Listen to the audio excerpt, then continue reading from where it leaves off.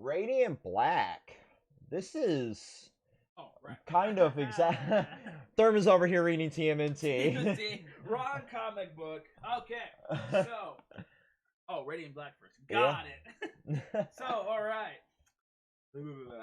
We're not restarting this. Okay. No, this is saying it. This is beautiful. So, hello everybody, Radiant Black. So, we kind of got what we wanted, and we kind of didn't. I'm trying to, bro. Kyle Higgins keeps blue balling me. Are you gonna bring him back or not, man? Because like, I love it because like he answers the call, and now we're like, okay.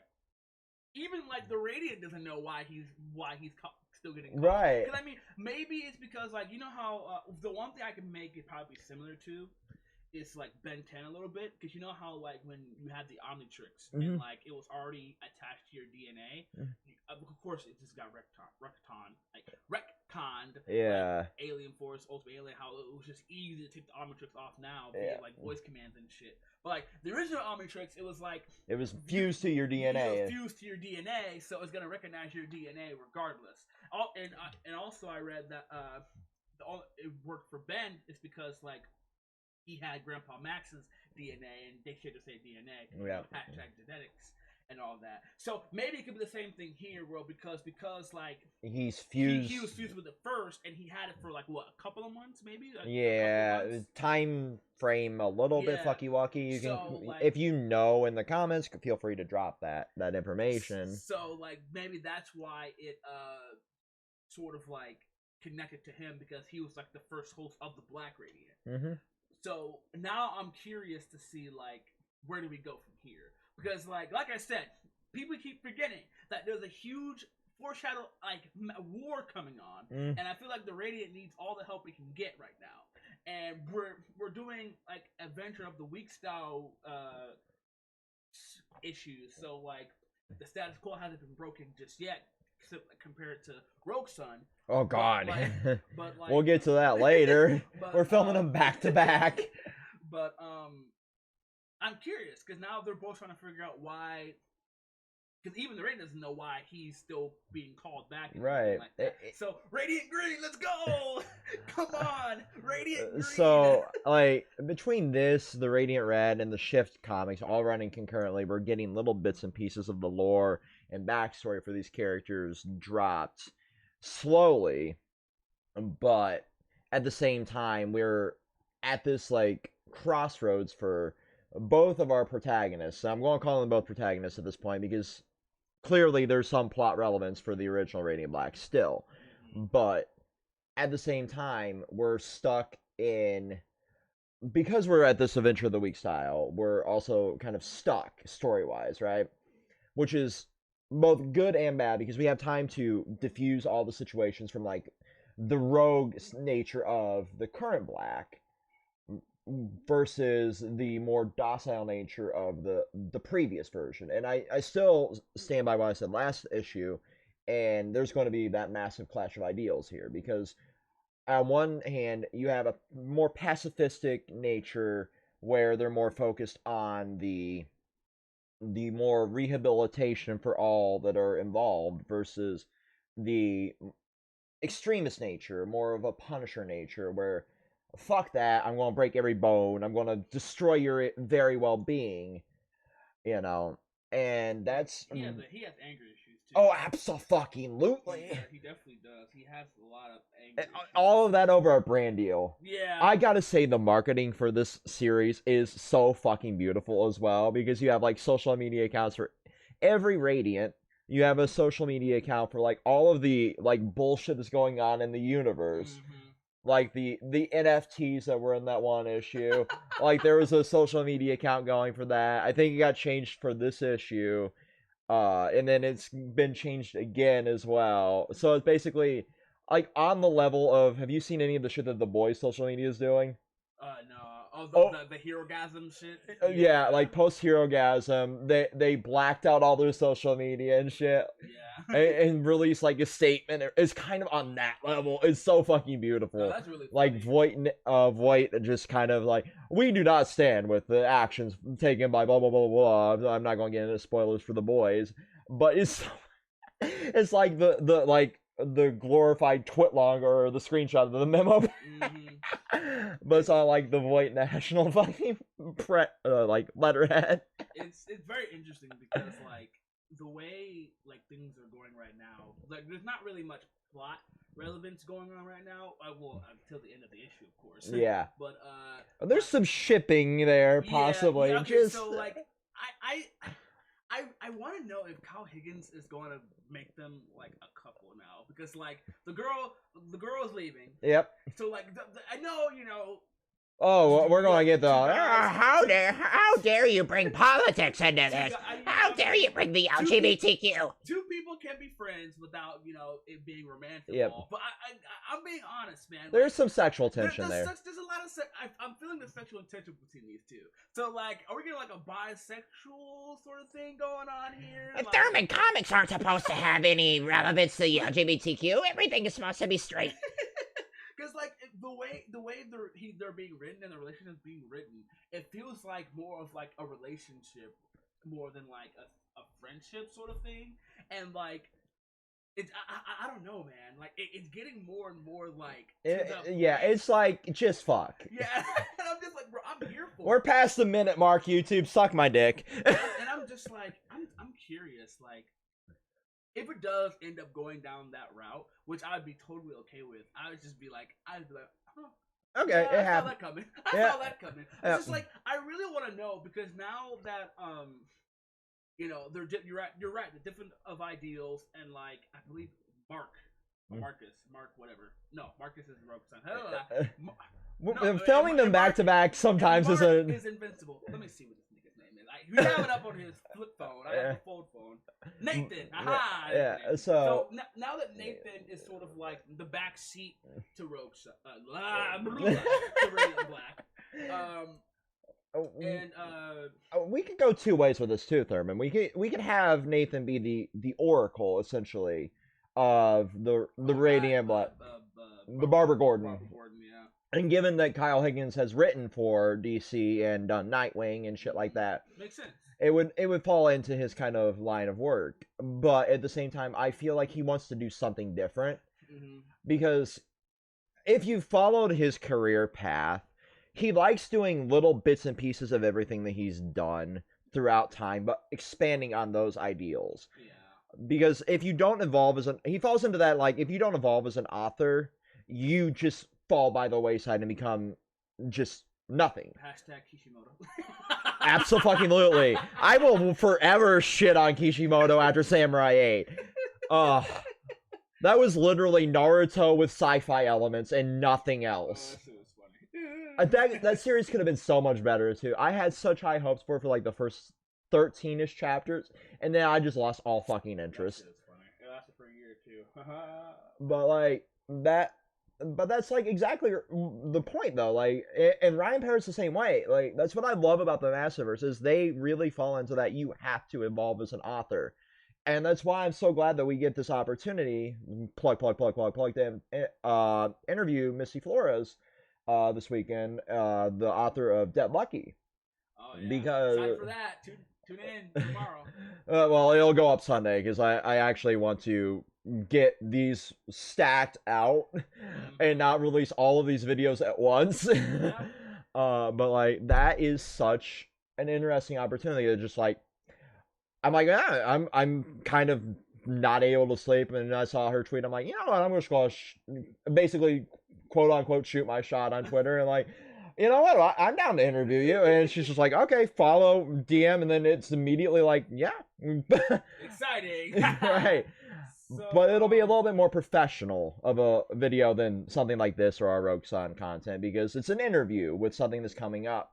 But like this universe is so inclusive and so idealistic in every stretch of the imagination, from here where we're having that clash of ideals and we're having that reluctance to get back into the fray. We're having that terrifying nature of reaching death and then coming back from death's door. We're having the explosive nature of the current host. We're having all of this from like the Radiant Red, where you're coming to terms with like the fact that you were a criminal and now have to potentially risk your life in a war that you have nothing to really do with other than being thrust into it. And then you have Shift over here, who's just like a scumfuck. Yeah, it's crazy because as I was looking through the first few issues, a few pages of the issue, like the Radiant says, Marshall is permanently attached to Radiant Black, Right. so like he's not going anywhere. So right. Now, the only way he would lose it is if he was dying, right, or he gave it away, I suppose. But now he doesn't know. Now the Radiant and Nathan are trying to figure this out. So like now Nathan's like he wants to help, and then it cuts off there. So that's the cliffhanger for the first part of the issue.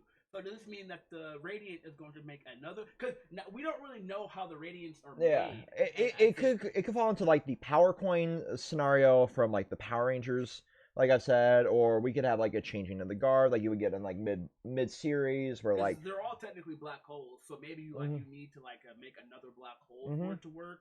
Exactly. Because we don't know how long it takes to make a radiant. So exactly, like, and with black holes in nature, like that is such a unique phenomenon too. They're not just like poof and you can make it. It's just such a unique phenomenon where you need a specific set of circumstances, and it's been so long since I've done any sort of science. My brain forgets a lot of that. So science nerds, go off in the comments. But if I'm remembering my fucking science in any regard, like there's a specific set of circumstances that's needed to make a black hole, and you also like need to collapse it, a specific set of circumstances. And it seems like when it was absorbed by Nathan originally, it collapsed in on him, and that's how the power kind of took hold. So, because and then the passing of it from him to Marshall, it just when he was it just poofed into him. And it also shows that, because remember, the Radiant was like saying how the Radiant Black was it connected with Marshall way easier than Nathan, because Nathan was very reluctant, actually didn't want the power to begin with. But Marshall already accepted it because he had he wanted to save his friend, and also he actually wanted the power anyways. So and you can tell now why he wanted it, because he has that greedy, anger-ridden nature, to where like power gives him self-worth. Yep. And power isn't everything to Nathan, which is an insane just clash of ideals again, which is something so unique about the series. But what really got me, Thurman, I don't know if you read Cowl. I don't think I have. Cowl was one of Kyle Higgins' original comics, and that's where this like little mini film comes into play here. I had recently just read it. Really? Yeah, and I definitely recommend it. I believe it's on Unlimited still. I don't know. And given how ass Comixology is now, navigating that shit show of an app is such a pain.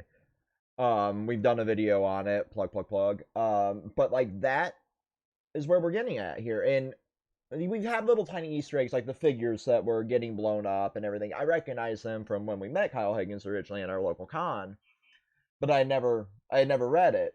But I'm like, oh, I remember seeing those on that booth. I remember because I was curious. I was like, is this like another hero in the verse, or is this just like an inverse like hero that? It seems like he's really connecting, like an actor sort of thing. Yeah. I don't know if he actually had like powers or something like that. Cause I was confused. Because especially when Doppler came in, I was like, oh shit, well, where's like the other hero? You know what I mean? So I was just so confused about how that was working, but that makes a lot of sense. Yeah. Well, we've seen like the Easter eggs of the action figures that they were using for target practice, and we also saw like early on they had the DVD, and basically in this universe they exist as like this franchise, and I'm guessing this is Kyle Higgins' way of kind of connecting his independent projects. Yeah.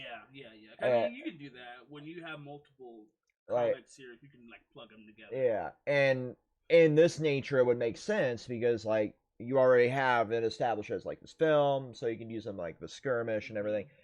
But at the same time, rewriting the script was Nathan's big win for this. Yeah. Because as an author, that's been his major struggle, and this one just caught wind, and we're like, oh, I can do this. So it almost like if we go down the Oracle route, like I was saying earlier, he could be like a social media manager, an influencer. He could be the one that would write. He could be the one that would do all the like. He could be the fucking the Watson to the Sherlock Holmes, basically. It feels like he's gonna do more than that though, because if he keeps getting called exactly to the Radiant, and the fact that he said he wants to help, I feel like the Radiant will give him a Radiant because whatever the fucking robot's called, will give him Radiant because like I said, like being an Oracle is all fine and dandy, but when war breaks out, I don't think you're maybe, but like Barbara Gordon before the Killing Joke. Yeah, I think we need someone who can actually not only like give us direction, but someone who can like kill aliens and shit. But I mean, because now that we know towards the end of the issue that Shift is gonna start doing some shit. Yeah, and we also Doppler's coming back, and Doppler's talk with Marshall was very interesting as well because it's just like. You're here on this film set to do like because her thing makes sense and it hits Marshall deep because it's just like, are you here to help or do you want this power to help or do you want this power for your own gain? And Marshall had to have this whole little monologue with himself because that like really hit him because you know what I mean, because like Radiant Black is more of like a Marvel hero because like. For those of you who have not read the Avengers Justice League crossover, one of the interesting things that I found about it was like when the Justice League was entering the Marvel universe and they saw like how like the heroes and stuff are treated in the Marvel universe. Superman's like, fuck this world because the heroes are hated. They're just distressed among the people, shit like that. That's Radiant Black right now. Radiant Black is trying so hard to get public approval, and I mean that's mostly Radiant Red's fault, of course. Well, it's also a little bit of Radiant Black's fault at this point too, where he almost murked a dude. Yeah, but even then though, like. But even then, he was within his rights to disable that. They already didn't like him because, like, well, ironic, but because they saw Marshall leave when Nathan was holding up a building, and Nathan was the one who was left in the building, and they were like, "Oh my God, Radiant Black is left," while some poor guy was crushed on the building, not knowing that Nathan was Radiant Black. So like that was where the disconnect came from, and then like Marshall doing what he can to salvage that and doing dumb shit. Like stopping traffic. And stopping traffic and promoting crypto and promoting like a pizzeria and doing any fucking brand deal he could get. So right now, what Kyle Higgins is trying to focus on, and that's why we're doing this Adventure of the Week stuff, because I mean, we don't really need plot right now, because hell, we haven't even seen what the other Radiants are up to, living their own lives.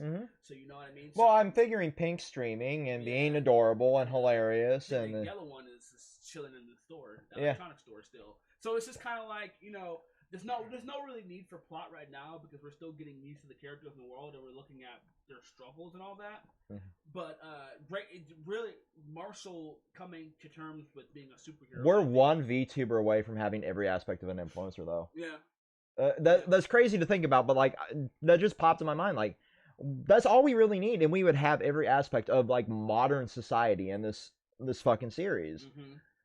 Which is crazy with all of the history for Kyle Higgins. Like he's witnessed like this amazing evolution of human technology from the era of like Cal and to the era of like his Nightwing run and to now. Like it's crazy to think about, but there are few authors that really have been able to capture that evolution of society and capture it accurately, because we've seen how cringy it can be when somebody tries to do it and is more of like the boomer mentality and doesn't understand it.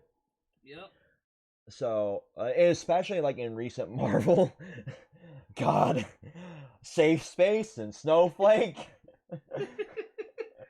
So, I will never let them live that down. That was so bad.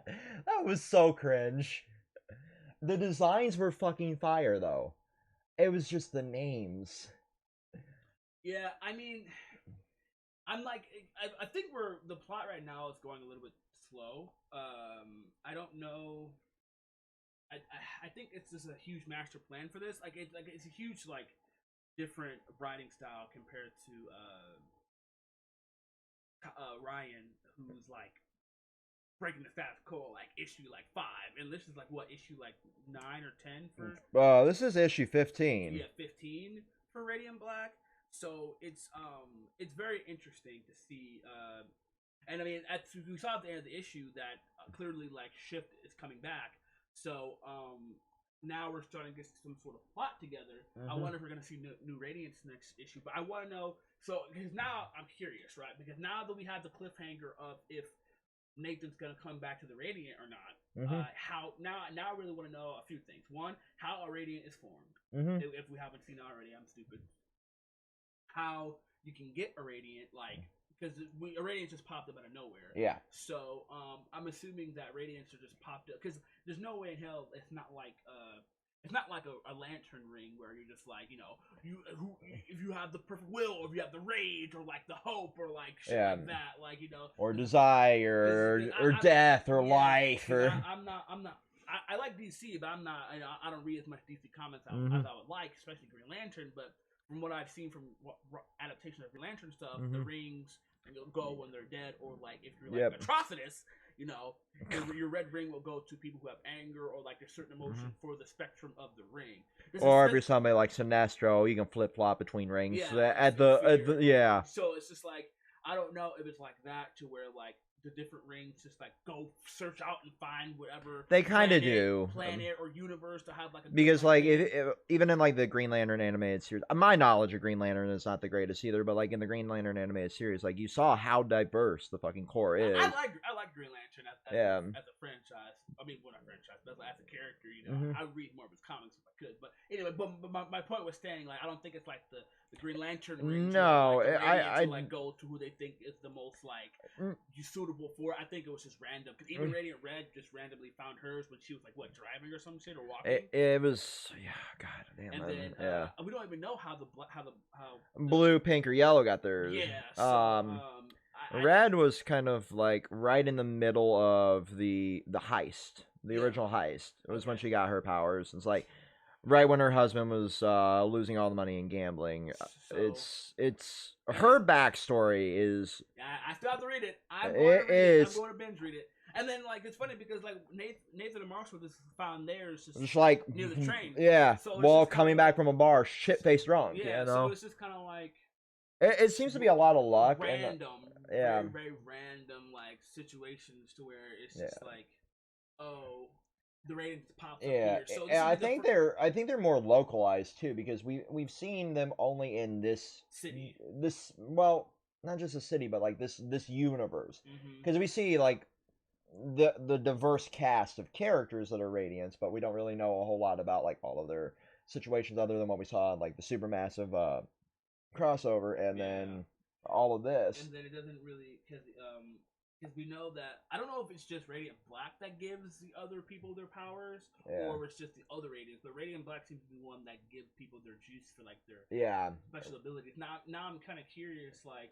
Well, I mean, Shift said like being around the powered kind of gives them the boost. Yeah. And in the most recent like Shift mini in the Image comics, there might be more of those suits floating around too, which is fucking terrifying when you think about it because given in the wrong hands, other shit. Yeah, because if you could have like an army of those, or if you could go like full Lex Luthor mode, for example, and mass produce those suits and have an army of people that could supercharge themselves being around these superpowered individuals, that is on some like fucking coinless army Lord Drakon level bullshit, which is ungodly terrifying for this universe. And I think that's kind of like where things like Inferno Girl Red and the Dead Lucky and all of these other characters will start coming into this universe and kind of having this crossover war. Because we already know, like, from the Supermassive crossover, it's a shared universe, obviously, so these characters could pop up at any time in Radiant Black. But I would rather see, like, the training arc and the power-up and the, like, preparation phase of it than just, like, poof, we're all here. Yeah, because, I mean, because like I said, I really want to know, like, how... Because there's a lot of information we're still haven't been getting. Like, you know, how Radiant's formed, how do you get one, how it's chosen, and, like, like... Because, like, each Radiant different powers. You know, the Radiant Black is like the black hole gravity sort of thing. Like what Red is like what? Like superpower, kind of like Hulk and Thing mixed and then, together. Like, yellow is like teleportation. And also, like, more recently, like, she's able to, like, absorb matter, too. So, like, each one is different, unique, which I really like, by the way.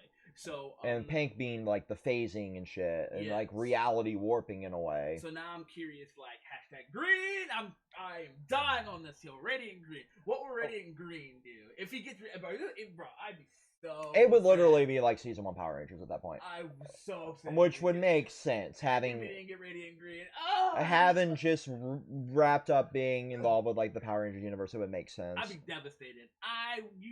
You would see me on social media just devastated. Like, if he got a Radiant, but it wasn't green, it was some other poo. If it was silver, Radiant Silver, I'd be okay with that, too. Just make it Radiant White at that point, and you'd still have Tommy. Fuck it. Oh, green's the best color. Fight me. Anyway. But now, you know what I mean? So where are we at right now? 25 minutes. Yeah. But it's just like, yeah, man. Let me scroll through this issue and see anything else. But that's a nice ass wallpaper. Yeah, Aqua. Let's go. And then. But it's just like, yeah. So I'm loving everything that we've been getting so far. Like now, Doppler's gonna be back. The thing that gets me though, Thurman, is like with the whole like social media campaign for the series.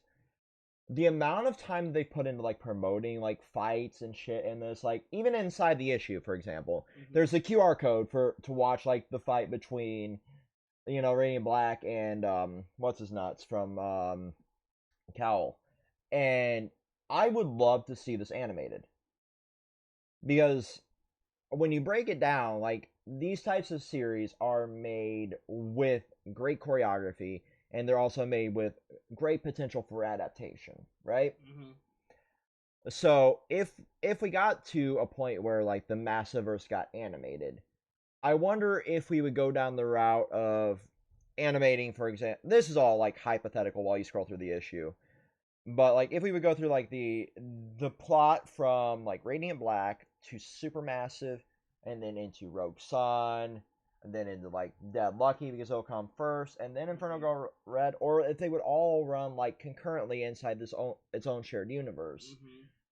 Because with everything that's happened in the entire shared universe at this point, everything translates so well to that, in my opinion.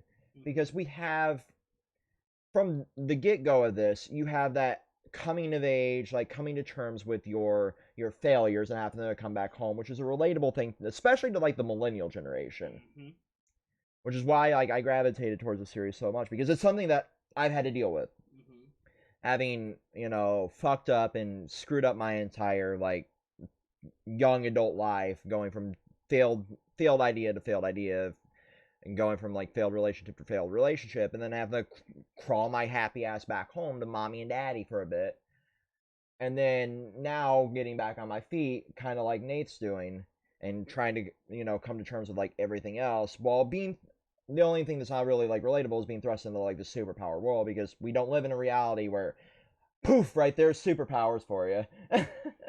As fun as that would be, I could not say I would be a hero by any stretch of the imagination. Yeah, I would definitely be I would be the Deadpool of this universe.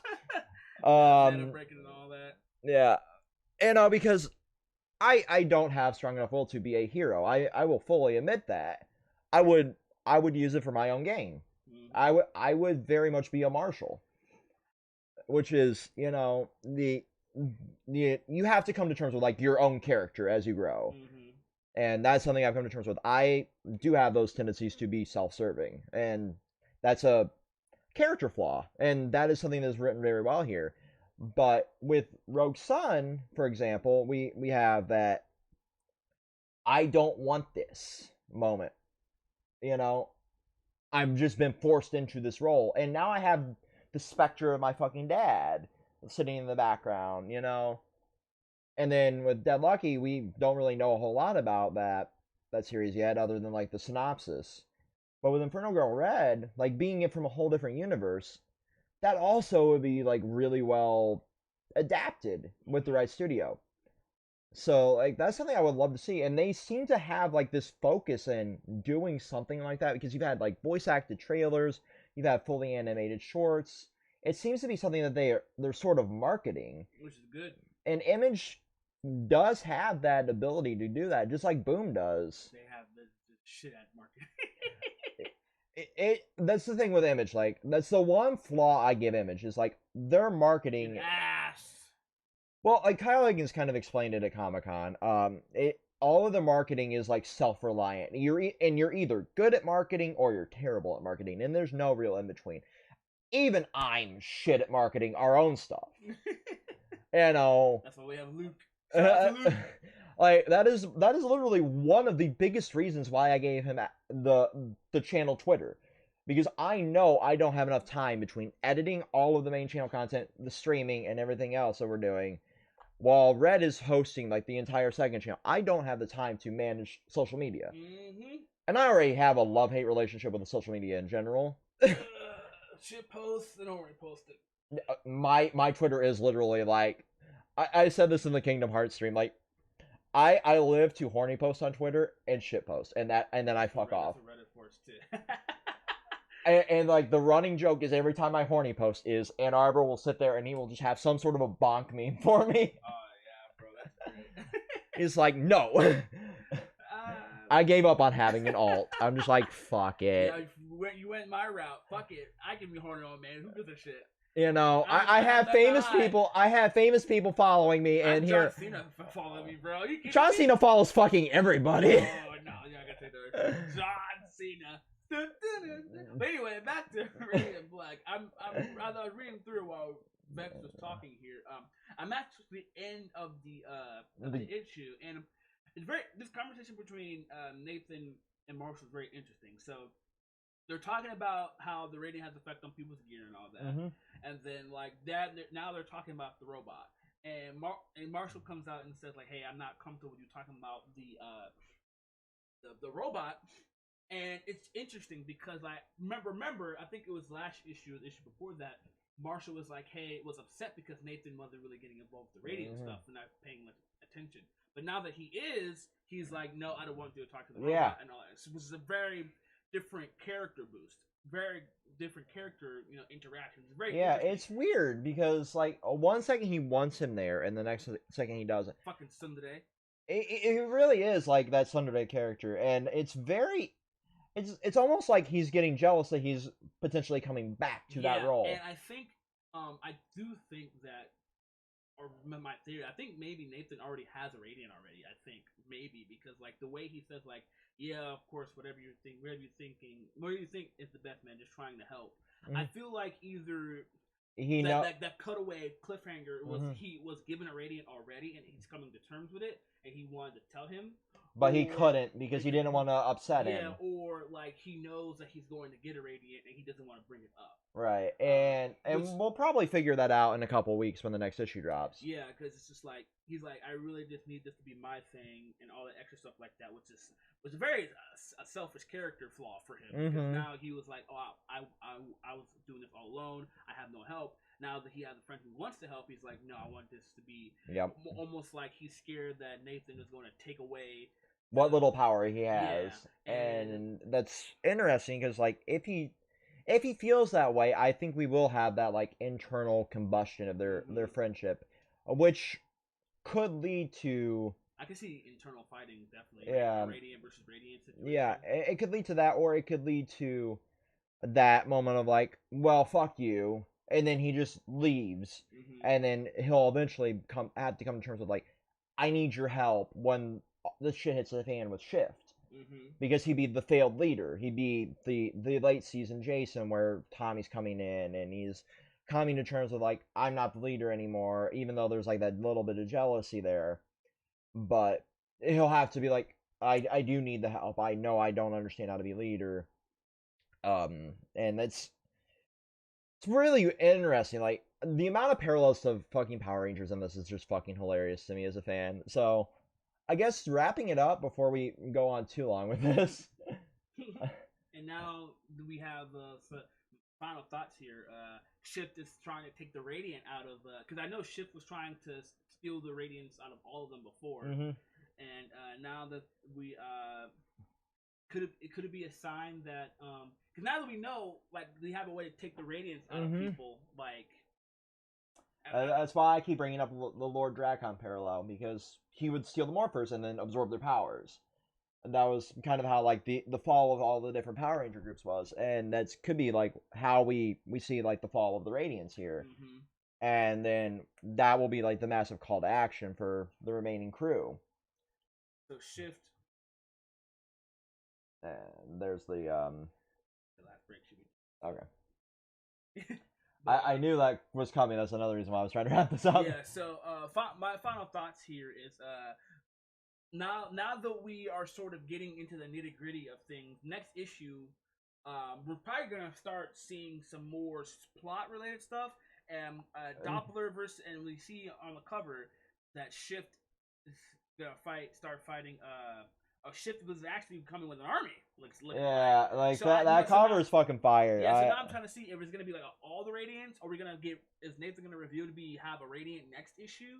I think the next couple issues are gonna be like the preparation for the war against Shift, and that's gonna be the massive, like, the call to action, and we're going to have the coming to terms with the change of guard, which are two things that are like very, very prevalent in Toku.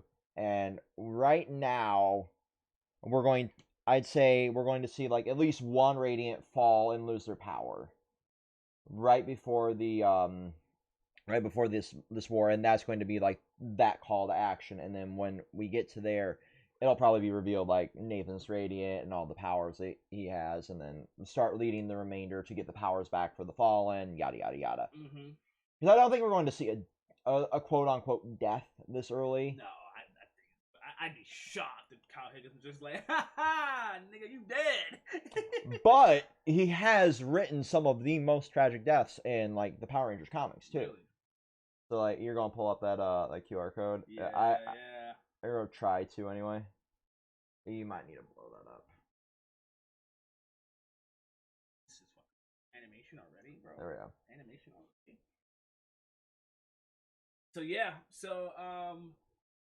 I'm definitely. I didn't have that YouTube here. Yep. I'm definitely hyped for what we're getting right now. Because I was getting worried that everything was starting to get stagnant a little bit. And we're gonna start, because I don't mind Adventure of the Week stuff, especially in a comic like this, which kind of needs it for like character development. But I didn't want it to get drag out too much. Oh, absolutely. Kind of stuff. But it looks like we're finally starting to get into the nitty gritty of certain things, which is gonna be great because. Now that we're sort of we're growing accustomed to these characters and all that, now we're starting to see the status quo starting to break a little bit.